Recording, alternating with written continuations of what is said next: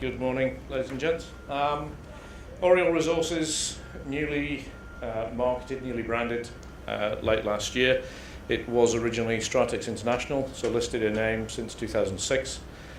We have obviously some of the legacy assets from Stratex, notably notably up in Turkey, and we also have most of those Turkish assets JV'd out to Turkish partners. We also have equity positions in some small juniors in Tani Stratex in Egypt and Djibouti, and Foro in Burkina and Tembo in Tanzania. But we don't sort of control any of those, so we consider those as investments at this stage off to the side. Our main focus is West Africa, Senegal and Cameroon. We are a new team to this rebranded company. I came in March last year. Our CFO Bob joined us in June last year, and we changed the rest of the directors, the two non-execs, we changed over in September. So John McGloin and David Pelham will be known to you, I'm sure. Good West African experience, good mine building experience, Caledonia, Amara, Perseus, and obviously Hummingbird, and now Cora for David. So it's been a rebrand of the company, new projects, new money, new partners, new management team, new board. The two main assets in West Africa, when I first came in last year, we were just signing a deal with IAMGOLD to have them earn in on our Delafin project. Delafin is a significant license holding, 470 square Ks, with a number of different targets on that license holding. Obviously, it's of great interest to IAMGOLD because it's the southern end of it, Medina Barfe, is right next door to their Boto project, which you can see here just on the right. So they came in on an $8 million spend, and the initial focus for them was to drill out at Medina Barfe. This is the IAMGOLD image from their own website, showing that this could, if we find a resource there, this could be a truckable distance to Boto, and that obviously lowers the hurdle rate for anything found in the southern end of the license here. You only need, something that 100,000 ounces. If it's not a standalone mine, if all the capex is coming out of Boto, you can operate much lower resource size. So the program started in middle of last year, based on the initial anomalism that was identified by Stratex, as shown here, based on some RAB work and trenching, early work with some follow-up RC and DD.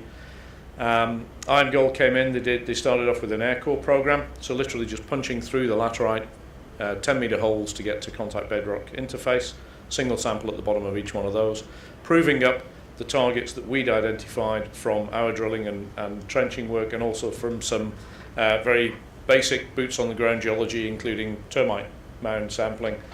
We got coincident anomalism from the air core program from IAMGOLD last year. They followed that up with an RC and a diamond program. We're just starting to get results back in from those. We'll be making those public as soon as IAMGOLD have done the QA/QC and they've released them to us. They're continuing to show the anomalous gold. They're continuing to show that there is something to chase in the Medina Barfe area. And they've also been doing some work in the north in an area that was an artisanal mining site previously that we hadn't previously done a lot of work on. So all in all, a lot of work in the southern end from IAMGOLD in the last few months, and we're just waiting to get the finalisation of their 2019 programme. It's an $8 million earn-in, two phases, 4 million and 4 million over the next, first phase over the next year. There's a year left to run on it.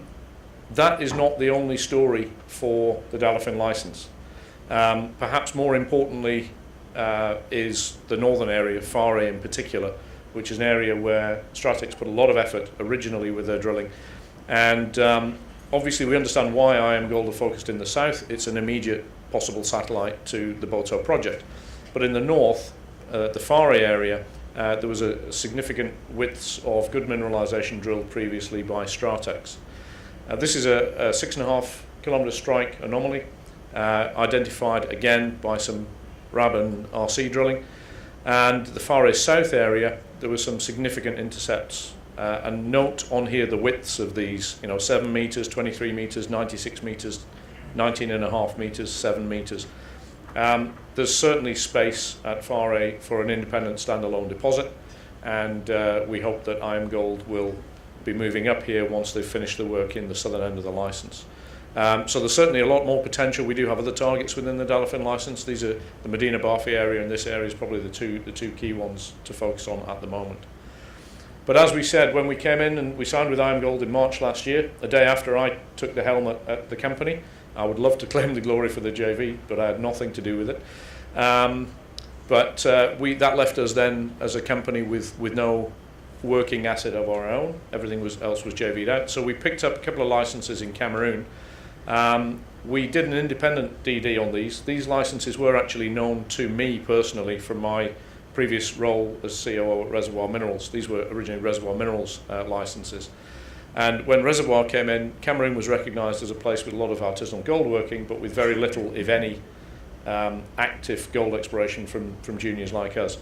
And that's still the case. Oriole is the only active gold explorer that we know of with boots on the ground in Cameroon right now. We consider this to be a new district and a new frontier for gold exploration for the junior market. It's 2 licenses. The Bibemi license in the south was a little bit more advanced by Reservoir previously than Wapuzi. We came in on the deal midway through last year, just before the wet season. We managed to do a little bit of reconnaissance work before the wet season, and then we were delayed until the end of last year, and we've subsequently been doing programs for the last few months. It's typical Brimian style mineralization. We've got in the Bibemi area, in the center of Bibemi, we've got this area in black which we call the Bakassi. This is the high grade core. Over 20 kilometers of strike anomalism identified by Reservoir Minerals, with some interesting trenching results. They just did on this rock chip streams and hand dug trenching.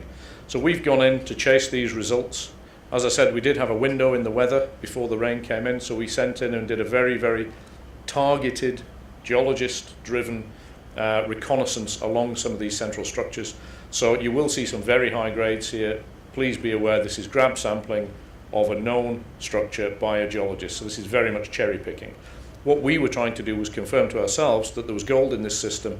The scale bar on here is a kilometre, so there's 6 or 7 kilometres on that main zone 1 and about another 4 kilometres on zone 2. So we did that. We convinced ourselves that we should go in and do some trenching.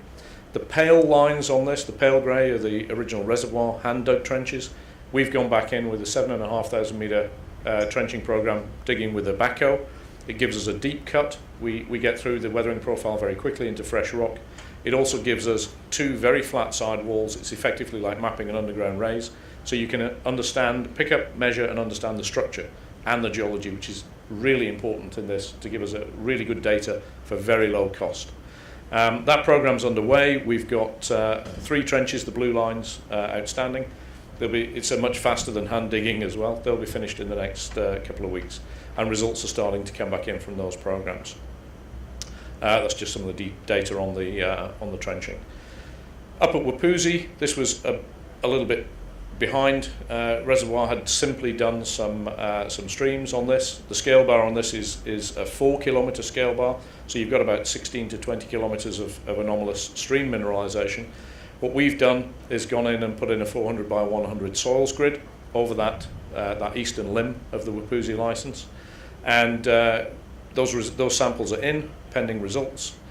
We would like to obviously move the trenching team from Bibemi up into this area should we identify extensive mineralisation that's worth chasing.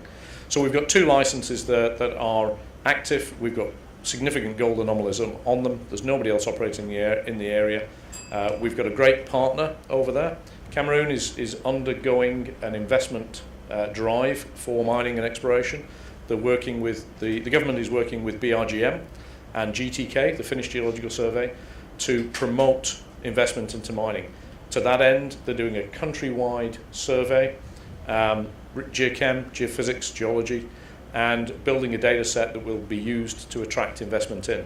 The Cameroonian partner that's helping them, the BRGM and GTK guys, is our partner on these 2 licenses, where we get to earn a 90% stake.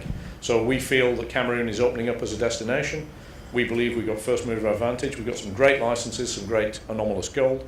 Our job now that we've got all the administration of changing the company and rebranding Oriole, our job now is to deliver on that geological and sampling program at Bibemi and Wapuzi, and also continue to look for new assets elsewhere in Africa and in Europe. Done. I'll leave you with a picture of the digger. Thanks very much.